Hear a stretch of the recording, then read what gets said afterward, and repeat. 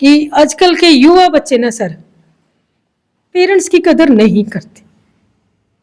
अब मुझे समझ नहीं आता आ रहा कि भाई किसकी गलती है, पेरेंट्स की गलती है, समाज की गलती है, या क्या है सर। हर पेरेंट्स अपने बच्चों के लिए सर भला सोचते हैं, भला करते हैं, पर फिर भी मतलब जैसे जैसे बच्चे बड़े होकर ना समाज में जाते हैं ना, वो बच्चे अपने पेरेंट्स को वो रिगार्ड नहीं देते जो उनका राइट है सर। सब ने मेरी राम राम भाई, जय हमारी संस्कृति, जय हमारे गांव। मैं सुविक्की हरियाणवी और लगातार खास शख्सियत तर रूबरू तुम न करवाते रहा हाँ, अपने चैनल पर दिखाते रहा हाँ। इसी कड़ी में आज हमारे साथ जो इनडेप्थ विजन फाउंडेशन की तरफ से मैडम जो है, आप वॉलंटियर हो या फिर पद भी है आपके पास? पद है सर। क्या है? सेक्रेटरी का sir. Secretary in depth vision sir. Women president in depth vision foundation Mrs जो है पूनम देसवाल जी, लगातार जो है आप झज्जर में देखते हुए काफी सामाजिक कार्य करते रहे हैं। वुमेन एम्पावरमेंट का इनसे बड़ा उदाहरण मैं झज्जर में कोई नहीं मानता। मैं लगातार मैडम से संपर्क कर रहा था, मैडम की एक साक्षात्कार हो जाए, आज बड़ी मुश्किल से माननी है मैडम। मैडम आपका बहुत बहुत स्वागत है हमारे चैनल में। थोड़ा सा मैडम, थोड़ा सा आपको थोड़ा लगेगा कि मैं पहले आपके परिवार के बारे में बात करूंगा थोड़ा सा, कि जैसे सर गए उसके बाद आपके बेटे भी चले गए, तो आपने लाइफ में क्या सोचा कि भाई अब मुझे क्या करना है? सर 2016 में सबसे पहले तो मेरा जवान बेटा गया, ठीक है। अब मैं सबसे ज़्यादा तो सर मैं बेटी की वजह से टूट गई थी। 3-4 साल में सर डिप्रेशन में काफ़ी रही। फिर भी सर मैं सवेरा स्कूल में सर मैं पढ़ाती रही बच्चों को एज ए वॉलंटियर के तौर पे। 4-5 साल मैंने सर उन बच्चों को पढ़ाया 2017 से।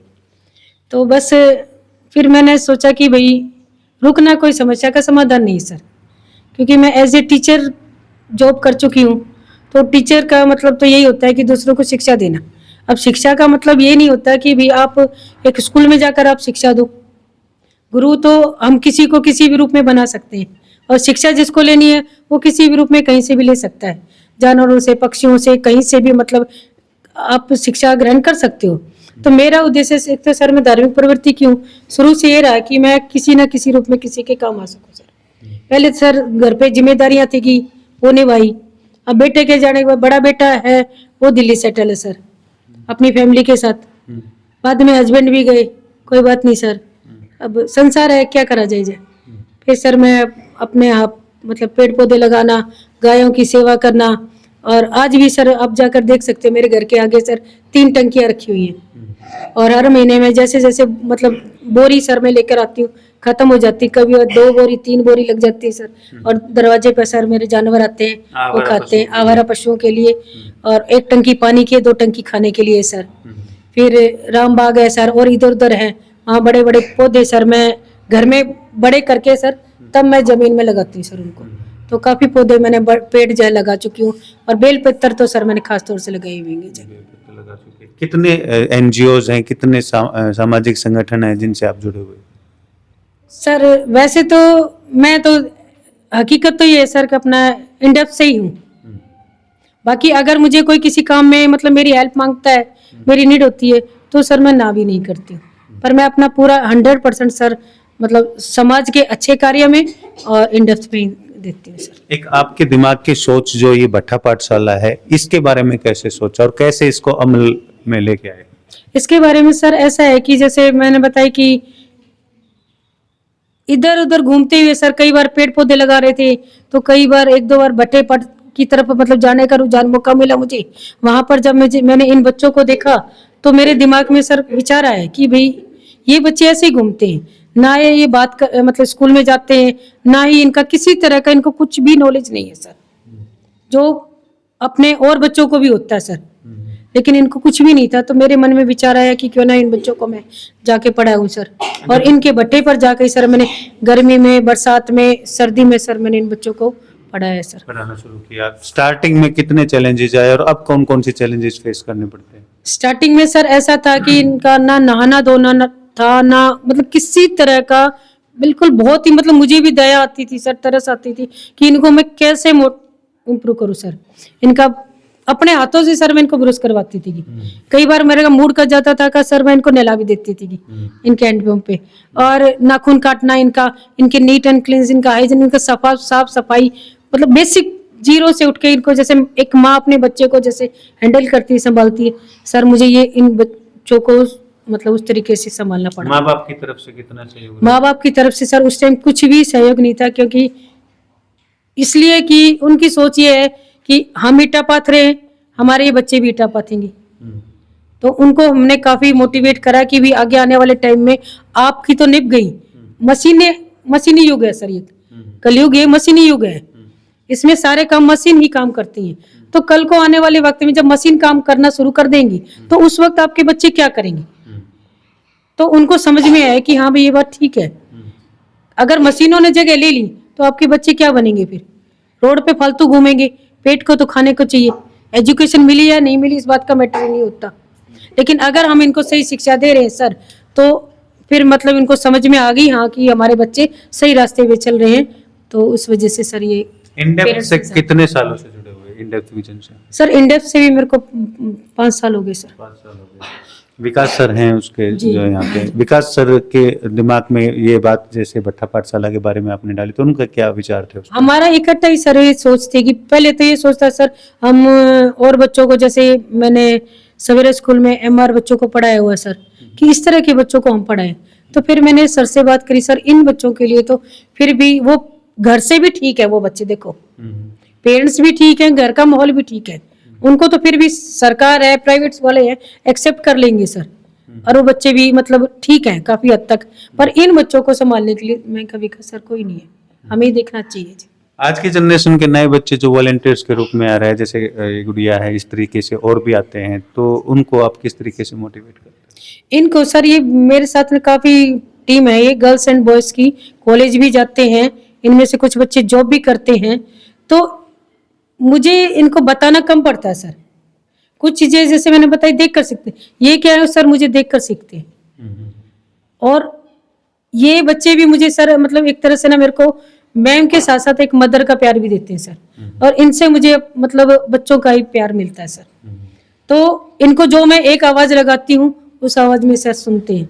मैंने इनको एक बात बोला हुआ है कि सूचना के बाद सोचना नहीं है सर, और ये वही काम करते हैं। इनको मैं जो भी काम बताती हूँ, चाहे कोई ब्लड कैंप का है, चाहे कहीं इधर उधर का है, चाहे स्कूल का है सर, या किसी भी तरीके का मतलब कहीं से मुझे कोई सहयोग चाहिए होता है तो सर ये सारे 2017 के बाद आपको एक नई उम्मीद मिली, जीने की एक नई राह मिली, उसके बाद कभी ऐसा पल आया कि भाई मैं सोचूं कि भाई अब सब कुछ खत्म हो रहा है, मैं नहीं कर सकती, ऐसा कुछ ऐसा पल आया 17 के बाद?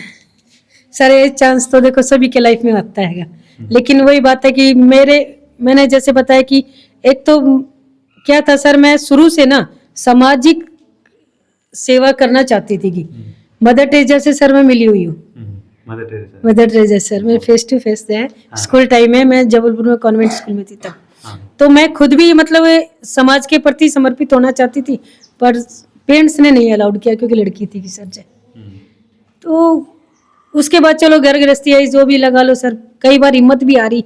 फिर मैंने सोचा, मैं क्या जैसे पानी सर एक जगह खड़ा हो जाता है तो वो सड़ जाता है, और बहता पानी सबको अच्छा लगता है और उस पानी को इस्तेमाल होता है। मैंने कहा रुक जाऊंगी तो भाई जिंदगी दोबारा नहीं मिलती सर, जो कर्म हम इस जीवन में कर ले तो कर ले सर, अगले जन्म का कोई भरोसा नहीं, जैसा कर्म करके जाएंगे सर, या जैसा होगा, इंसान अपने कर्मों से ऊंचा उठता है।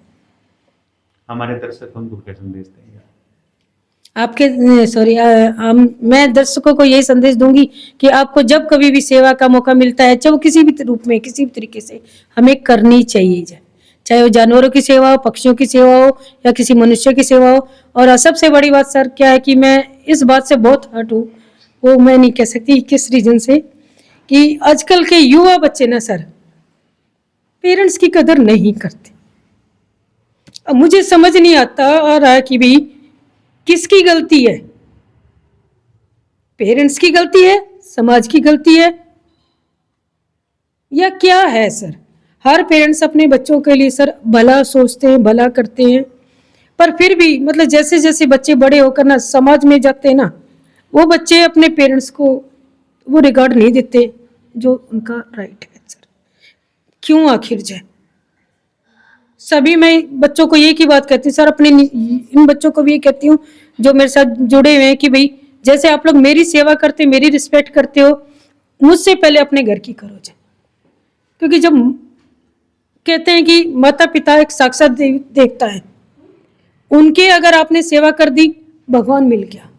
अब वैसे तो सर पहाड़ों पे जाते माता रानी को पूजने के लिए, भगवान को पूजने के लिए जाते हो, किस पत्थर की मूर्ति को पूज रहे हो, लेकिन जो है अच्छा साथ में क्या सर बाल गोपाल की आप सेवा करते हो, क्यों भाई?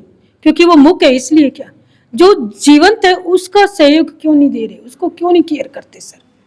अगर आप माता पिता की सेवा कर दो, माँ बाप का ख्याल कर लो, उन्हें एक उम्र आती है सर, कुछ नहीं चाहिए होता, सिर्फ प्यार के 2 बोल चाहिए होते हैं और कुछ भी नहीं।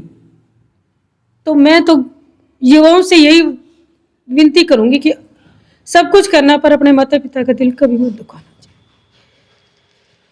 थैंक यू मैडम, काफ़ी मैडम भावुक होगी।